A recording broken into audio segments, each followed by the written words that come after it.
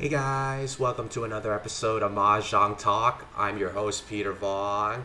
If you're tuning into the channel for the first time, considering hitting the like button or dropping a comment down below, or even subscribing, I deeply appreciate it. Free way to support the channel. So let's get into it. Let me just do a little magic trick here. Boop. So hopefully you guys can see my screen along with see my webcam. So Mahjong Soul is doing a special event. It's called Woodland Field Trip. So I'm just going to show you guys that for a moment. So this is pretty nice. We got a little bit of a Japanese scenery over here. Tower of the Wise. So these are items you can get for free if you win some games. Apparently I already used up all my points. So I can't win any points today yet. So I'm going to have to wait.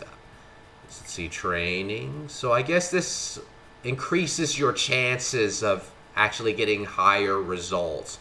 So every panda is going to get you higher results in this little event they have here. Let's see, the scenic pavilion. So this is like, I think, for the storyline that they're building for this. Yeah, I've been trying to record this. This is my fourth time trying to record this because my voice still sounds laggy in my earphones, but when I check the video content, it seems that the audio is fine. It's just the way my voice is coming through the earphones. So that's why I sound like I'm going a little bit crazy inside my earphones. So thankfully, that won't deter my way of presenting the material. So if I sound slow, that's basically me trying to catch up with the audio that's going on in my ears. Hopefully I can fix that. Unless it's just my voice and I have to work on voice acting exercise to prep my voice, like those radio guys. So I'm not going to do the Woodland Field Trip, so I'm going to just jump into a game in the Silver Room. So I want to talk about my thoughts that I had over the week while I was working. And I was thinking a lot about dating and masculinity. So let's start with masculinity. What is masculinity? Honestly, I don't have the answer. Some guys, it says it's this type of criteria and this type of criteria. Women do the same thing. They say that certain this type of criteria and this type of criteria. So I honestly don't know. I'm not gonna give dating tips because I don't got game. Your boy don't got game. So I admit that, and I'm willing to admit that. Okay, let's see. I think I can go for an old simple hand with this. And I'm not ashamed to admit that I don't got game.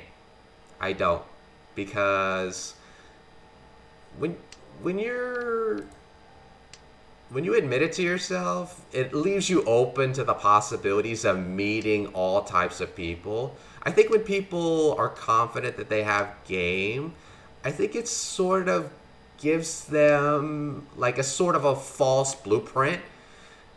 They think they can get everybody, but then there's going to be that one person that sticks out and is like, no, I'm not attracted to you, goodbye. But most guys will be like, yeah, well, that's part of the process, I guess. This is just me rambling, I guess, because the weird thing is that when I realized, if you guys actually looked at the description in the channel, I describe myself as a nerdy simp. And I don't know why, but usually when guys view themselves as simps, it's sort of like a falling from grace moment. But for me, it's more like it was like a revelation, like an epiphany. Like it was like, oh my god, I know what I am now. Now you're probably wondering, how can you be proud being a simp? And I guess, I don't know. I guess it's because I fall in love very easily, or I get attracted very easily. So I always felt like this problem kind of deterred me a lot from things in life. So when I realized this, it was like an epiphany moment for me. Like, I don't know how to describe it. It's sort of like you just have this aha moment. Now, that doesn't mean I'm gonna stop trying to get a girlfriend or try to go out on dates or whatever. But at the same time, I think that's sort of a factor about me.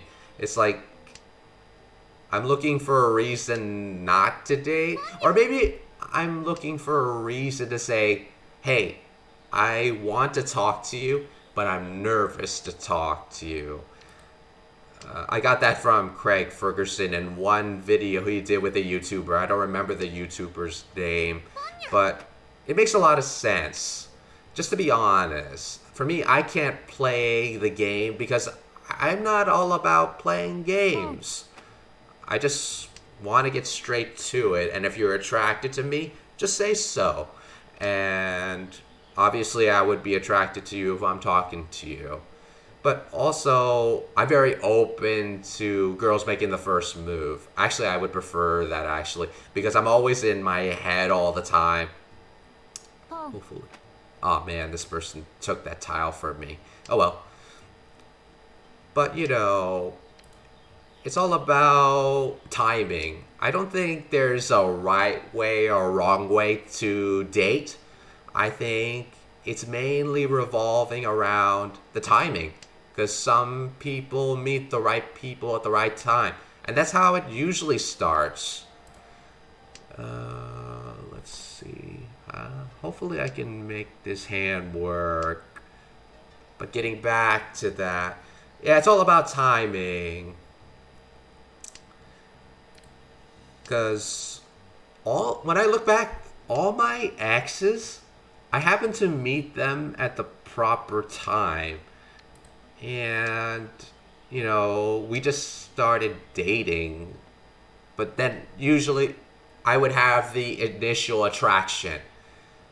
I mean, it would be, I think my latest ex that I dated 2 years ago, she was attracted to me, but she didn't talk to me. So I started talking to her.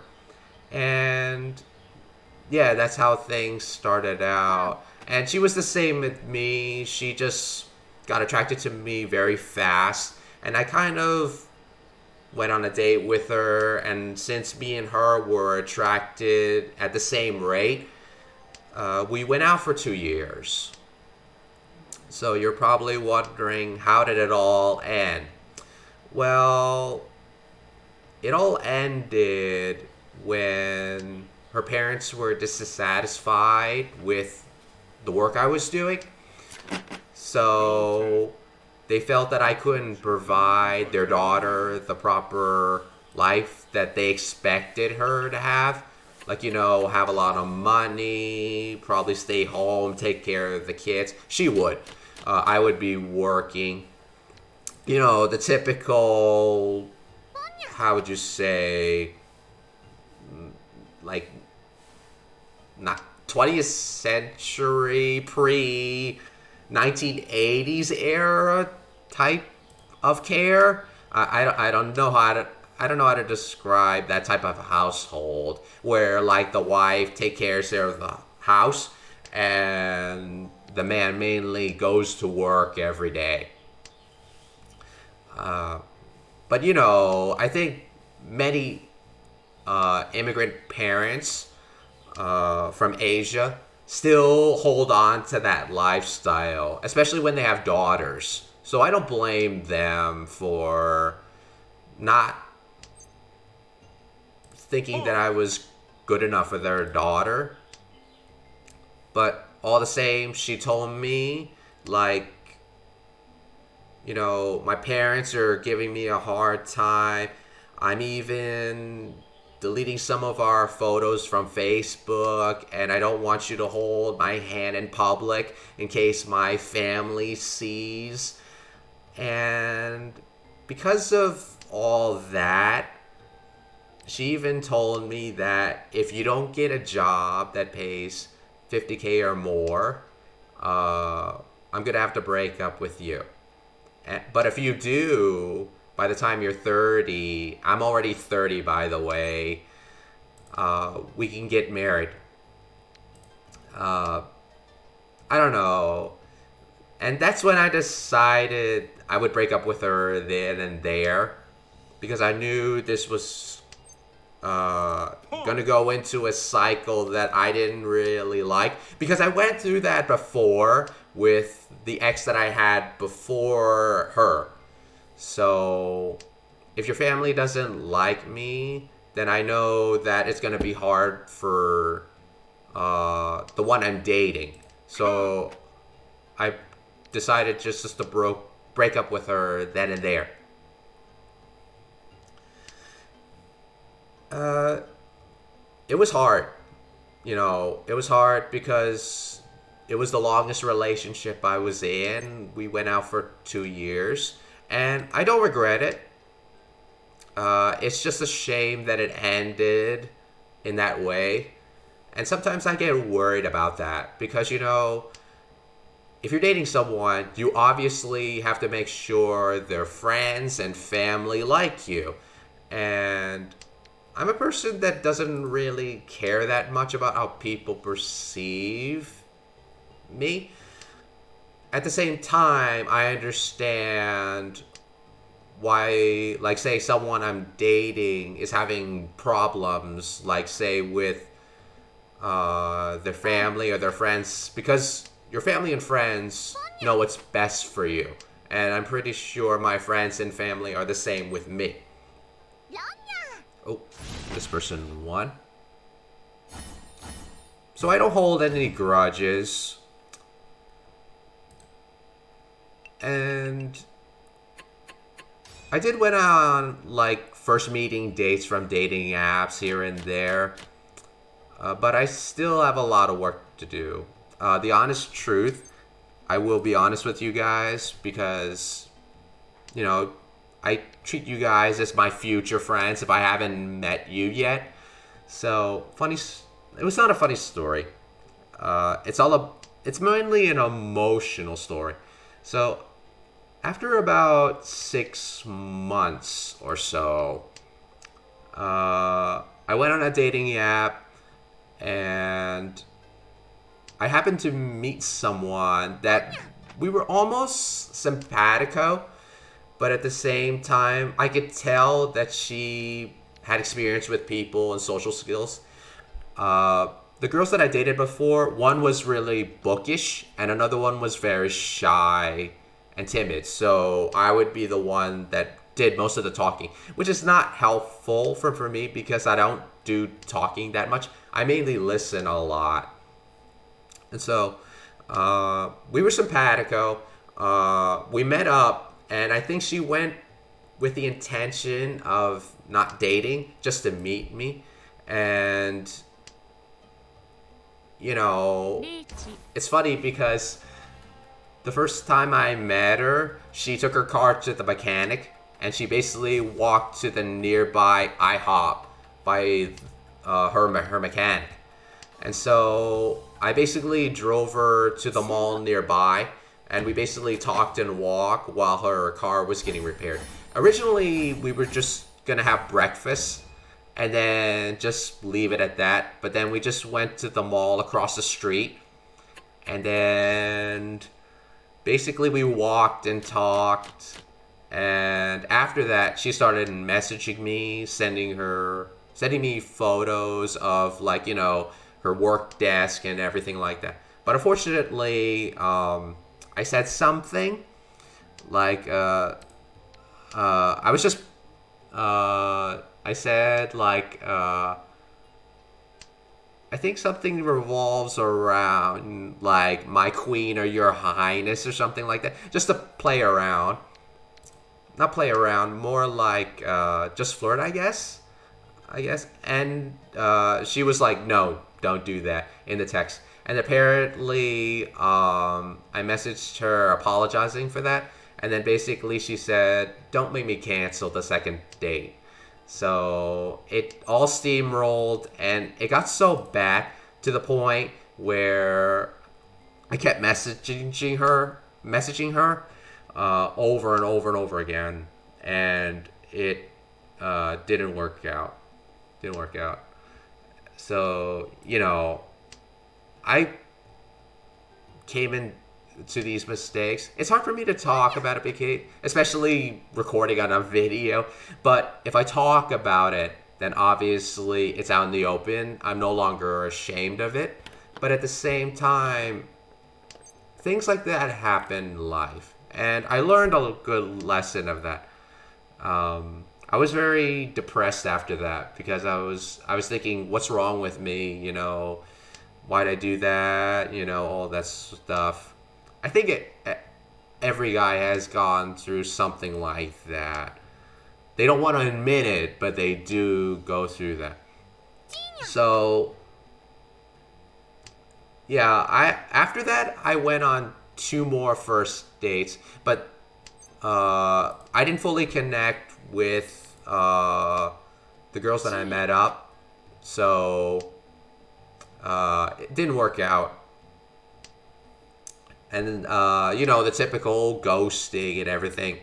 I'm not mad about that, because now, actually, at first, initially, probably after they ghosted me, I'm like, dang, the typical guy victimization thing.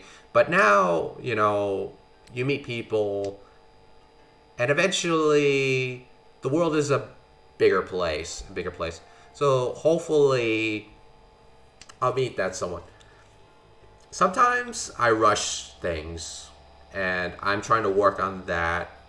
Still working on that, actually. Whenever I have a crush, if I have a crush on you and you're a girl, just be aware of that.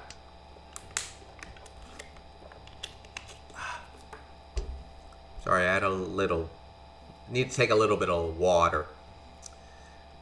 Okay, we're in East. So how does this relate to masculinity? I was at work. Yes, on Friday. Yeah, it was a Friday, because today's Sunday. I was thinking about what type of masculinity am I, and I kept thinking about it for a while. And then suddenly I thought about one of my heroes. I'm pretty sure many of you who grew up in the 90s know him. Mr. Fred Rogers. If you know the show, Mr. Rogers' Neighborhood. And I thought about it, and I thought about, what is he like as a man? And if anyone doesn't know who Mr. Rogers is, I feel bad for you guys if you haven't. I understand some people think he's creepy or weird, but I grew up watching his show, and his show teaches you a lot. Oh, I'm not doing too well in this game. His show mainly teaches you how to accept your feelings and be connected with your emotions. And that's what women mainly want. They want a man who's really close to his emotions and accepts the emotions and deals with them in a healthy manner. And then I realized the reason why I keep failing on dates is because I haven't fully connected with my emotions as much. So I'm trying to connect more towards my emotions that I felt not only now, but in childhood. Oh. Actually, every Saturday, when I just rest up before I do these videos, I go through a somber mood, because sometimes I always check my phone to see if there are any messages.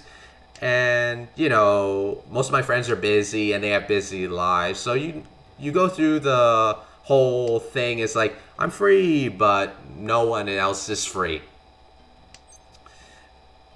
It's not fun. It's not fun. I'm pretty sure a lot of you have experienced that during the pandemic, but I've experienced that way before the pandemic. So, getting back to masculinity, I thought about what type of masculinity does Mr. Rogers have? And he's very kind, very open. He's willing to listen.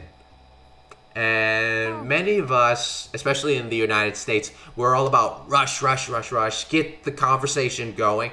But if you guys seen the movie, It's a Beautiful Day in the Neighborhood, I recommend you check it out. It's mainly about a man who is a reporter meeting Mr. Rogers for the first time, and it's about how Mr. Rogers changed his life from being so critical and pessimistic about people in general to looking at the world in a more, I would have to say, optimistic type of view. And if you had a conversation with Mr. Rogers, at least what I observed in the film, because I've never met him in real life, he does like long pauses as if he's just waiting for you to come to this epiphany moment, or for you to connect with what your heart is saying. I guess that's pretty corny, but at the same time, we always think with our head, but not what's going on emotionally. Hello? It's not my day today. Oh well. But yeah, and I realized that the masculinity I want to touch upon with myself is the same what Mr. Rogers has shown to everybody in his life. There's also another video I found on YouTube. It talks about Newt Scamander from Fantastic Beasts. If you guys are into the Fantastic Beasts series or Harry Potter, the Fantastic Beasts series is the, I guess, the prequel before Harry Potter starts.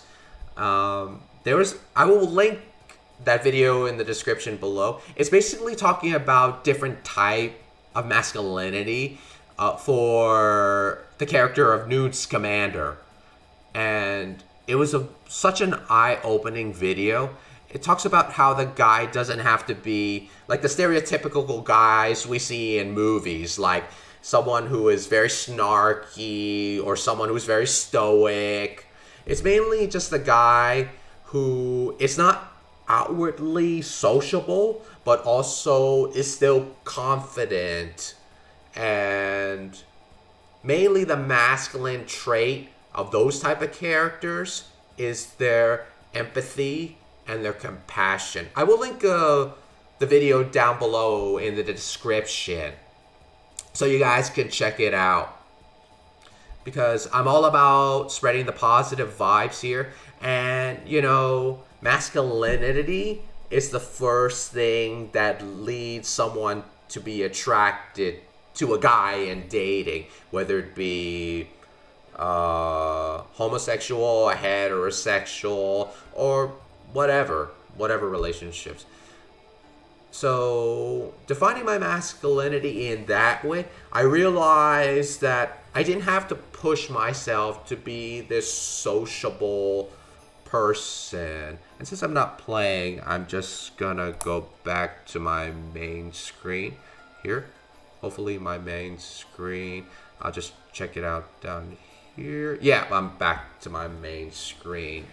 So I guess my masculinity, for me at least right now on my journey of personal growth and growing this channel and possibly dating. Is that a thing? Like YouTube dating profiles. I think that might be a thing. It might not be a thing. If I start the trend, cool. And I'm sorry to the guys that have to do it and get in front of the camera. But, you know, it's like those dating videos that they used to make back in the day in the 90s. You would record it on a tape, and then a girl would receive the tape and then just put it in the VCR and watch a guy present himself, sometimes in the most cringy fashion of, let's go on a date or something like that. But now we have Tinder and all the other apps out there. I probably used the majority of them. Never got a message from any of them, except for one dating app. But I could probably save that for the next video if you guys want me to tell the story about that. If you do, leave a comment down below. If you guys want me to talk about other topics that are on your minds during your work days, leave a comment down below and I'll be sure to talk about it, because I love talking about ideas that you guys provide and anything revolving around how I can improve the channel. Again, I apologize if there's lag in the audio, because I'm still trying to solve the lag audio in my headphones. But when I watch the video, it looks like the audio is doing okay. It's just that I guess my brain is kind of alternating between the audio in my ears and the audio you guys are actually hearing. So hopefully everything is going smoothly, because I hear myself going back in time in here, and I'm trying not to keep up with it. I'm trying to go faster beyond it. So hopefully I can fix that problem by next video. If not, then I'm just going to keep going fast and fast in my dialogues with you guys. So if you like what you saw, please hit a like, consider subscribing, or join the Discord. Oh, and also I have an Instagram. So if you guys want to DM me, especially for the ladies out there, if you want to make the first move, hit me up in the DMs. That's the cringy dating plug. But, you know, I admit it's cringy. I'm a weirdo. I'm awkward. But life's got to have awkwardness. So thank you for joining me on Mahjong Talk. If you like what you saw, hit a like, subscribe, drop a comment, and join the Discord. Join the Discord. I can also chat with you on the Discord or Instagram. Whatever floats your boat. Okay, thanks, guys. Take care. Positive vibes to all of you.